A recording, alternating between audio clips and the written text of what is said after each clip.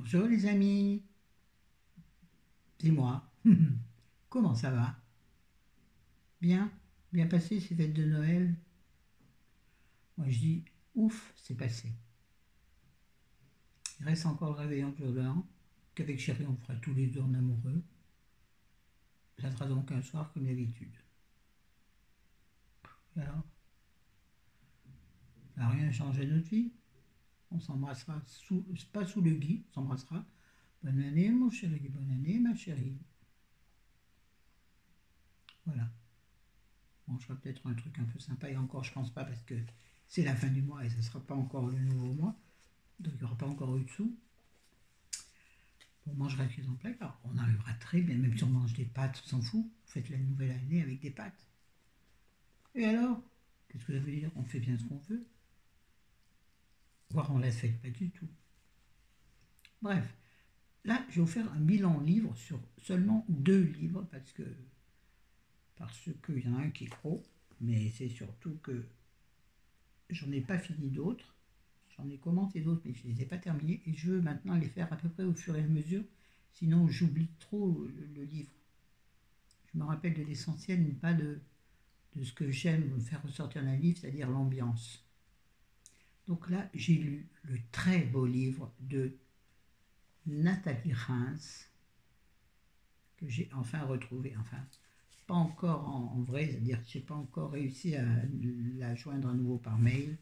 Bon, vu ce qu'elle a vécu, forcément, elle s'est mise à l'écart de tout, ce que je peux parfaitement comprendre, surtout ayant livre. Je reprends, surtout après avoir lu son livre. Oui, j'arrive. Alors, ce livre s'appelle Les reins et les cœurs. Je vais vous montrer sa photo parce qu'on voit quand même qu'elle a bien, elle a bien souffert. Elle a beaucoup minci. Bon, elle n'était pas grosse du tout, mais son visage s'est aminci, pas émacié parce qu'elle est toujours très belle, je trouve. J'ai toujours trouvé Nathalie Reims très belle, même avant que je la connaisse personnellement. Pas personnellement du tout, en mail et tout ça, qu'on ait un contact plus approfondi. Vous connaissez mon histoire avec Nathalie Reims. Un jour, j'ai reçu un mail de Nathalie Reims. Je me suis dit, mais qu'est-ce que c'est? Parce que je la connaissais déjà, de par ses passages à la télé, tout ça. Un jour, j'ai reçu un mail d'elle, elle m'a dit que, de Mayday. Bref, si vous voulez savoir, vous irez voir les autres vidéos. Ouais. Donc, j'ai lu beaucoup, beaucoup de ses livres. C'est vrai que c'est une écriture toujours un peu particulière, toujours un peu revendicative. Souvent, on dirait qu'elle règle ses problèmes avec son passé. Si elle passe par là, j'espère que je ne dis pas des bêtises, Nathalie. Je ne sais pas si tu passeras par là. Si tu es là, je t'embrasse fort. Je suis toujours là, moi. N'hésite pas à me contacter, tu le sais.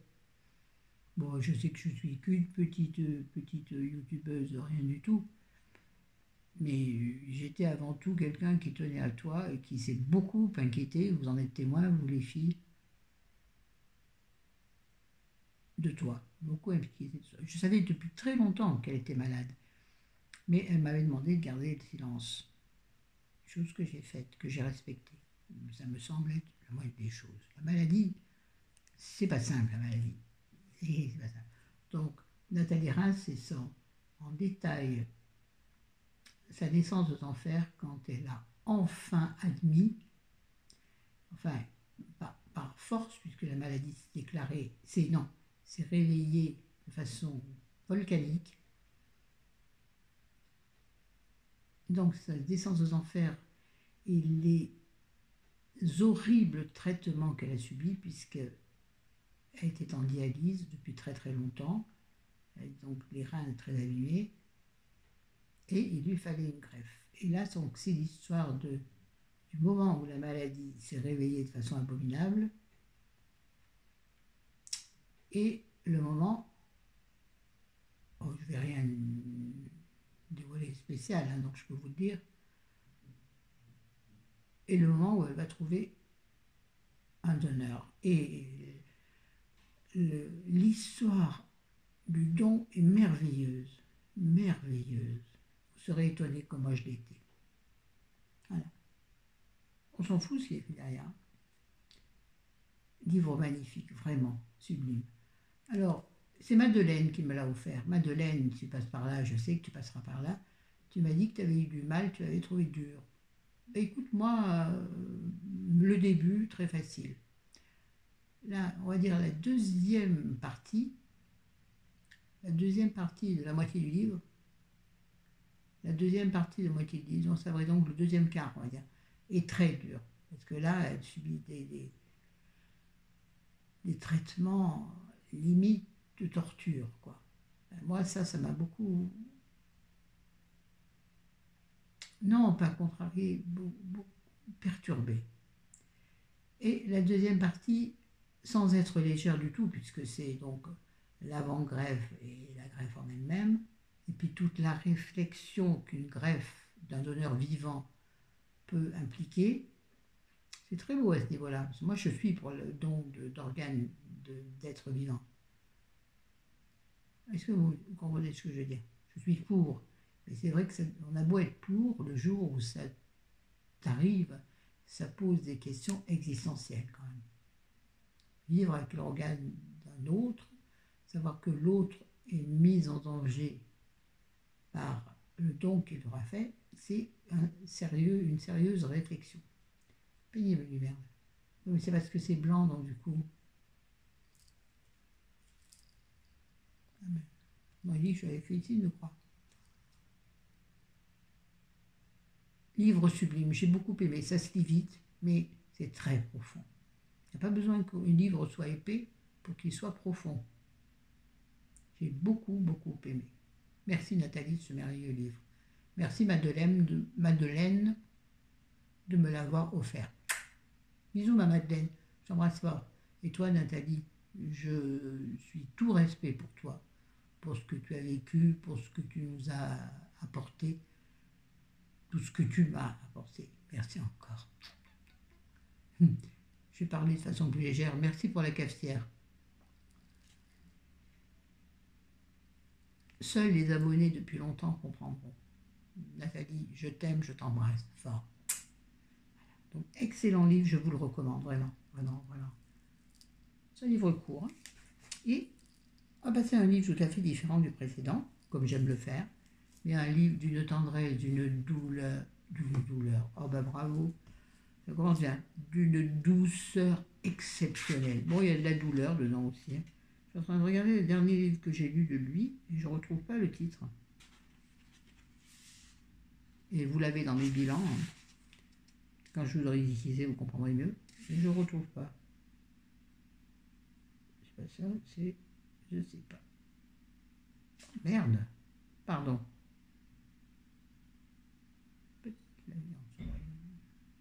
Peut-être. Je ne sais plus. Je parle ici d'un livre de Christian Signol. J'en ai déjà parlé. De l'auteur, je parle. Le titre, c'est Même les arbres s'en souviennent. C'est un roman édité chez Albin Michel. C'est un écrivain qui parle tellement bien de la campagne. Celui que j'ai lu avant, je crois que c'était parler d'un médecin qui venait s'installer à la campagne. Mais je n'ai pas retrouvé le titre. En fait, je ne l'ai pas cherché. Et là, quand je regarde dans sa bibliographie, c'est un peu galère parce que c'est noté par maison d'édition, non pas par date.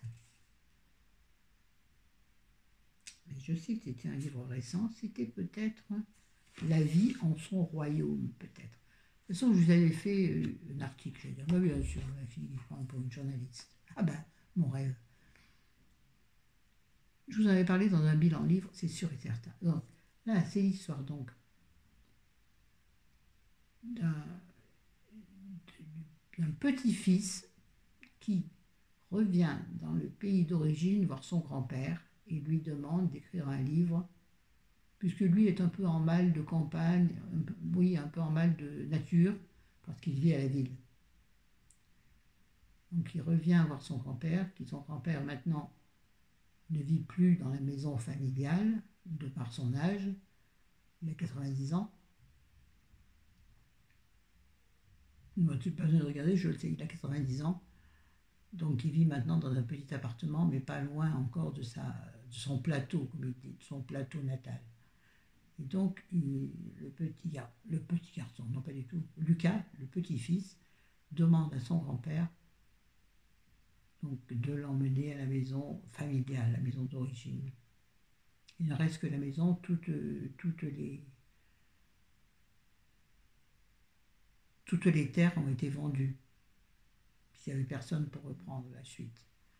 Et donc, il demande à son grand-père d'écrire sa vie. Donc, le grand-père au début est réticent, et puis finalement, il se prend au jeu, on peut dire. Et donc, il nous raconte, c'est le livre donc, qui raconte la vie du grand-père. Il est né en 1915. Pourtant, d'habitude, moi, j'aime pas, vous savez, le passéisme, enfin, pas le passéisme, mais les livres historiques. Mais c'est tellement bien écrit, c'est une merveille. Donc, ça raconte sa vie avec l'amour inconditionnel d'une mère pour son fils et d'un fils pour sa mère.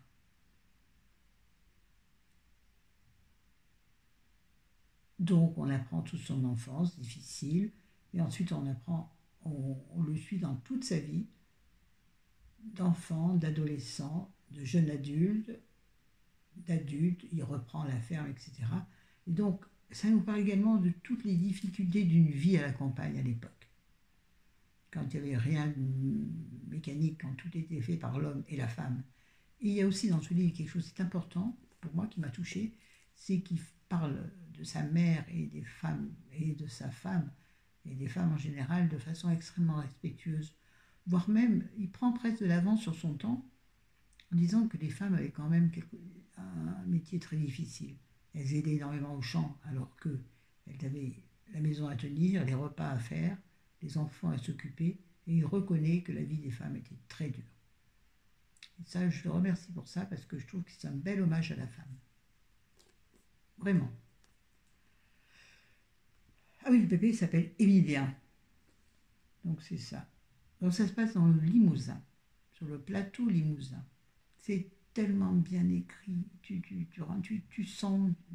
C'est des livres que j'aime parce que tu lis le livre, mais tu sens l'herbe fraîchement coupée, tu sens le froid piquant de la neige ou de la pluie sur toi, tu sens l'odeur du feu dans la cheminée, tu sens l'odeur de la soupe, la grosse soupe aux châtaignes qui était ton seul repas parfois, et puis qui te fait revenir aux fondamentaux.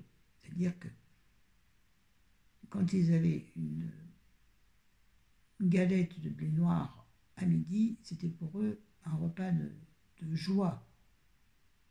Moi, tout à l'heure, je parlais de repas jour blanc. Là, tu te dis, mais tu n'as rien compris l'essentiel, Florence. L'important, c'est de vivre, de manger à ta faim, d'être sous un... Il n'a jamais souffert ni du froid, ni de la faim, jamais, même dans les moments les plus compliqués de sa vie et de son enfance. Pourquoi? Parce qu'il avait une maman qui savait faire ce qu'il fallait pour le protéger. Le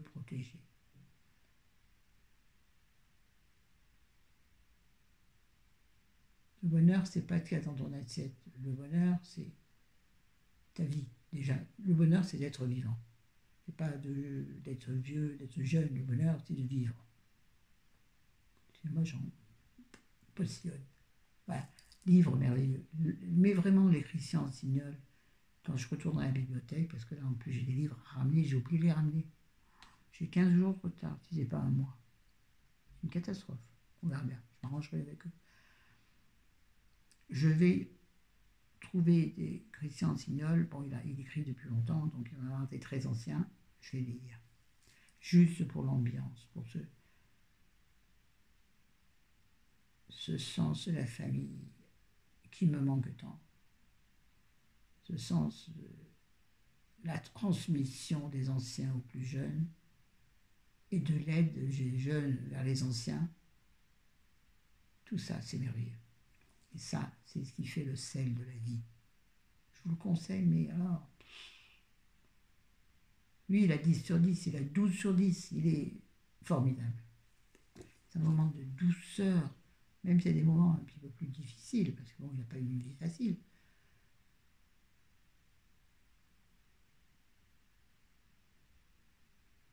Et les guerres, mais dont il a été quand même assez protégé. Dans sa campagne limousine, avec les vaches. Bon, sur ce, voilà, c'est fini pour aujourd'hui. Oui, elle est plus courte, mais de livres, je ne vais pas non plus vous lire le livre.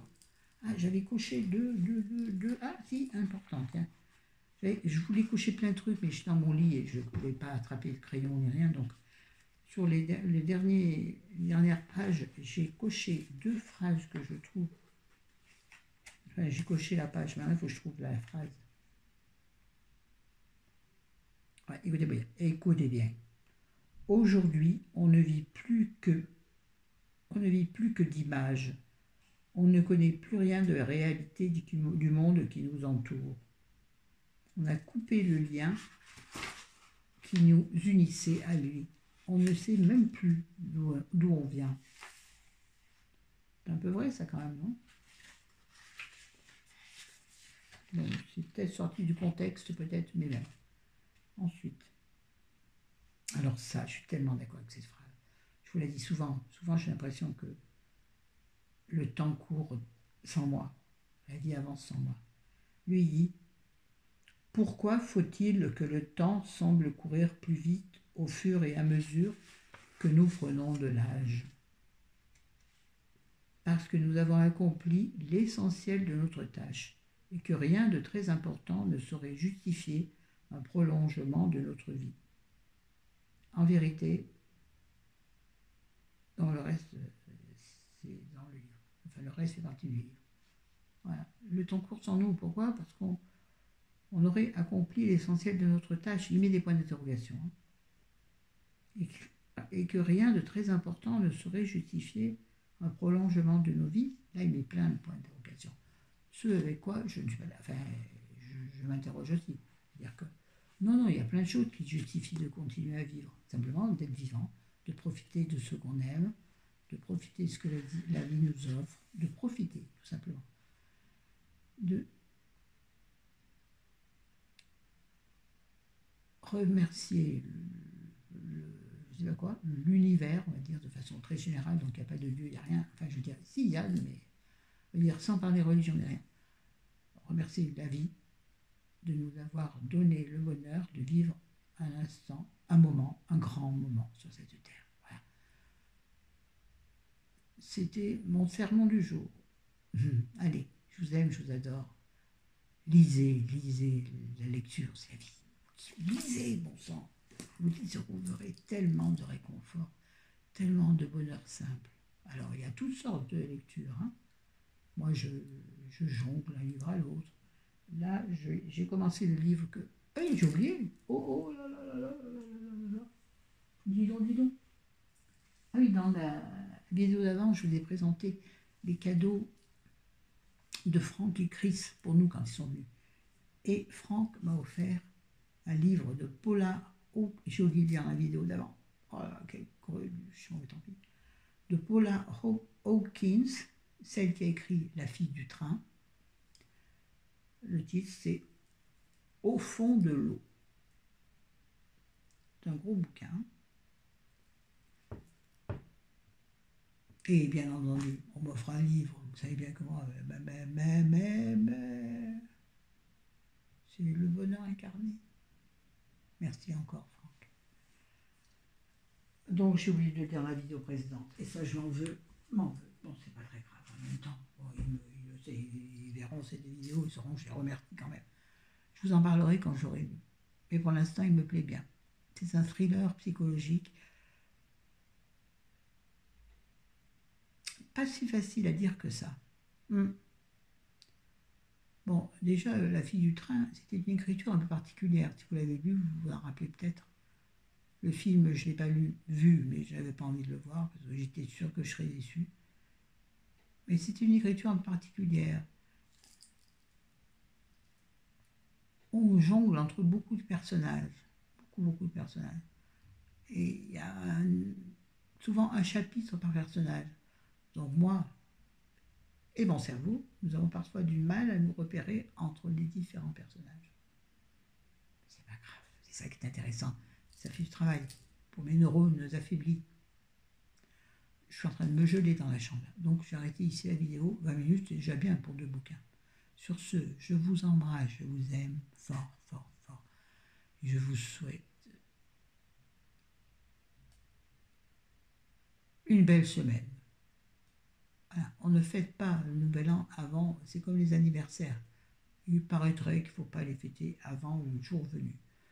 Donc je vous dis, ben zut, je vous embrasse, je vous aime, passez une bonne semaine, un bon dimanche, une bonne semaine, un bon lundi, un bon mardi, un bon mercredi, une bonne semaine, des bons moments.